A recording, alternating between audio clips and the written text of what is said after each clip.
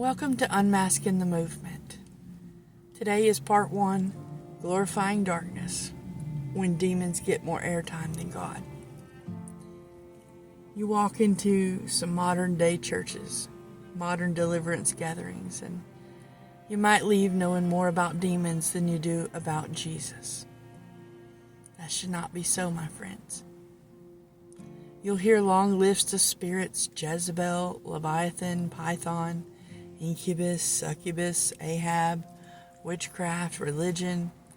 You'll be warned of curses hiding in your ancestry, in your kitchen, in your living room, in your jewelry, or your kids' toys. You'll be told the root of your fatigue is demonic. Your depression is demonic. Your poverty is demonic. Your stutter, your thoughts, your wardrobe, everything demonic. And before you know it, your focus has shifted. No longer are you meditating on the goodness of God. No longer are you anchored in the truth of Christ's finished work. You're examining shadows instead of walking in the light. This is not how Jesus ministered. When we look at Jesus, we see authority, but not obsession. You see, he cast out demons with a word, and he kept on moving. He didn't host dramatic deliverance circles or give demons microphones or build ministries around fear. He built people in faith. He has delivered us from the domain of darkness and transferred us into the kingdom of his beloved Son. Colossians 1:13. You see, he came to deliver, yes, but he came primarily to redeem, to save, to restore, to reconcile us to the Father. He didn't just come to cast demons out of people. He came to bring them into relationship with God. A constant focus on darkness warps our theology. When all we talk about is demons, curses, and deliverance, we condition people to live in fear, not faith. We elevate the power of Satan in our speech, our prayers, and even our testimonies. But Satan is not God's equal. He's not omnipresent, omniscient, or omnipotent. He's defeated.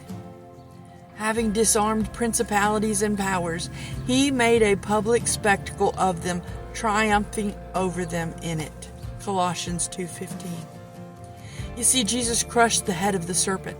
The devil is not the main character of the Bible. Jesus is. And Jesus is not pacing in heaven, nervously hoping that you bind that right spirit today. No. He's seated beside the Father. Why? Because the work is finished.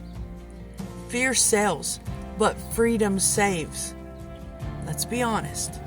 Fear draws attention. It makes people tune in, show up, and pay up.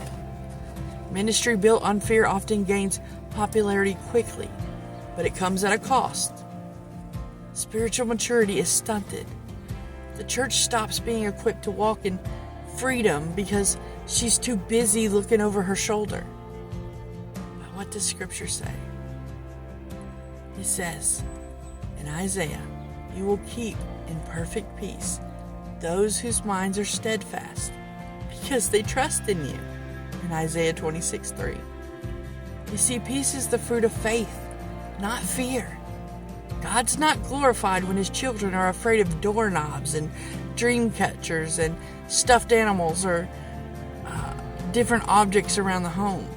He's glorified when his people walk in the light, stand in truth, and rest in the power of the cross. The light shines in the darkness, and the darkness has not overcome it. That's what John 1:5 says. You see, the moment a ministry talks more about what the devil is doing than what Jesus has done, it's lost its focus. The gospel is not Satan is busy. The gospel is Jesus has overcome. It's time we return to a faith that magnifies Christ and not chaos, my friends. See you next time for part 2.